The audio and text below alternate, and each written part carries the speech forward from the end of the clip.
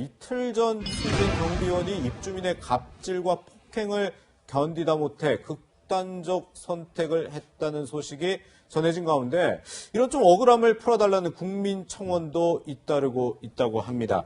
해당 아파트 주민들은 가해자의 처벌 촉구하고 있다고 하는데 이 사건 먼저 이종훈 평론가님 지금 해당 청원 이제 청와대 청원 9만 명이 넘는 사람들이 좀 동의를 하고 있다 하는데 간략하게 좀 어떤 사건이길래 그런 건가요? 그러니까 지금 정황상 지금 이제 이런 청원이 올라갈 수밖에 없는 그런 부분들이 좀 있는 거죠. 정황인 거죠. 예. 통상적으로 아파트 경비원과 주민이 다툼이 있다. 예. 이런 거 굉장히 흔한 일이잖아요, 사실은. 많이 기사화가 됐죠. 예. 그리고 입주민 가운데 약간 갑질을 하시는 분들도 있는 거고. 예, 예. 또 개중에 경비원들 중에 또 불친절한 분들도 있긴 있어요. 예, 예. 자, 그렇기 때문에 이런 이제 분란은 언제나 이제 상시적으로 이제 발생을 한다라고 이제 봐야 되는 건데. 네. 이번 같은 경우에는 조금 이제 심한 겁니다. 다툼이 예. 굉장히 길어졌고 그 과정에서 지금 이제 이 경비원이 폭행을 당한 거예요. 예. 자, 그런데 오히려 가해자가 이거 쌍방 폭행이다 그러면서 자기도 당했다. 네. 자, 그러면서 병원 가서 진단서도 끊어오고 이런 식으로 해가지고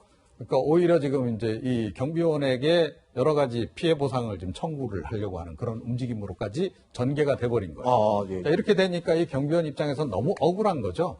자, 그래서 억울함을 토로해봐야 이게 좀 들어주는 것도 없고. 네. 또 경찰 수사도 보니까 굉장히 늦어졌더라고요. 예. 전혀 이 조사를 안 했어요. 네네. 그러니까 이분이 지금 극단적 선택을 할 때까지. 예. 꽤 시간이 한 2주일 정도 지났는데도 불구하고.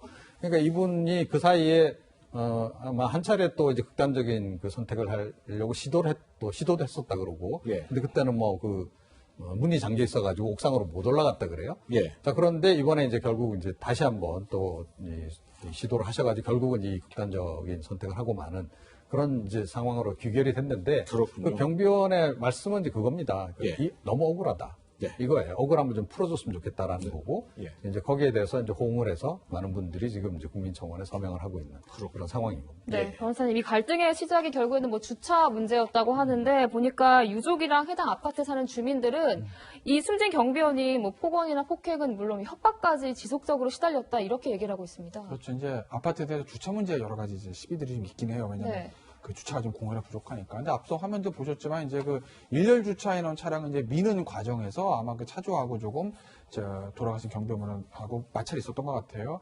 근데 그냥 언쟁 정도로 끝났으면은 그나마 좀 넘어갈 수 있었는데 보면 이게 폭행은 아니죠. 더 나갔죠. 상해죠. 왜냐하면 일단 지금 알려진 거 언론 보도를 좀 보면 이 돌아가신 경비원분이 가해자 입주민한테 맞아서 코뼈가 부러지는 상해를 당했다. 예. 라고 이제 언론 보도 나와요. 그렇다고 보면 폭행보다 더 나간 겁니다. 상해입니다. 그리고 관리사무소 같이 가가지고 사직서 쓰라고 강요를 했다는 거예요. 네네. 근데 실제로 사직서 쓰셨는지 안 쓰셨는지 모르겠지만 강요 미수 또는 강요 기수가 되는 거예요. 거기다가 앞서 이종훈 평론가 장관이 언급하신 그 부분인데 나도 다쳤다.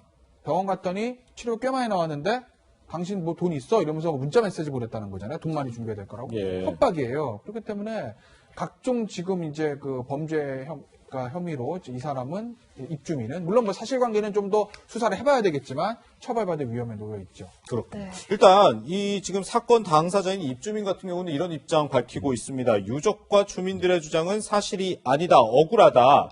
허위 사실 말하는 일부 주민과 유족 상대로 형사 절차를 밟을 예정이다. 이렇게 연합뉴스에 지금 해명을 했는데 간단하게 한 가지만 더요. 네. 이 사건 같은 경우는 지금 어떻게 될지 조금 더 지켜봐야 되는 부분도 없지 않아 있지만 사실 이 경비원을 상대로 한 입주민들의 갑질 사건 아까 이종훈 평론가님 말씀하신 것처럼 왕왕 나오고 있는데 이렇게 경비원에게 좀 갑질을 하게 될 경우에 해당 입주민들은 처벌되거나 그런 건 없는 거예요. 그러니까 갑질 자체로 처벌하는 건 아니고요. 갑질 네, 자체라는 건 사실 처벌 규정이 없거든요. 예. 갑질이라는 걸 정의하기도 좀 모호하긴 하지만. 예. 보시면 많은 분들이 이제 부당대우 경험이 있다 없다 이제 저렇게 나오고 있지 않습니까? 네. 있는 분이 한 20% 정도 되는 건데. 그러게요. 그러니까 개별 행위를 이제 법적으로 재단하는 거예요. 네. 이 사건 같은 경우에는 상해, 강요미수, 협박. 물론 입주민은 다른 얘기를 하고 있기 때문에 이건 수사 과정에서 밝혀져야 되는 거지만 네. 현지 이제 언론 보도만 놓고 보면 상해죄, 협박죄, 강요미수 이 정도는 생각을 해볼 수는 있거든요. 그러니까 개별 행위를 가지고 유형력, 폭력을 행사했을 때, 다치게 했을 때 이런 걸 가지고 처벌하는 거지. 욕을 했다. 예를 들어서 좀 뭐 이상한 심부름 시켰다. 소위 말하는 갑질이라는 거 이것만 가지고 처벌하기는 좀 어렵죠. 그렇군. 네, 이렇게 입주민 갑질 의혹으로 숨진 경비원 소식까지 다뤄봤습니다.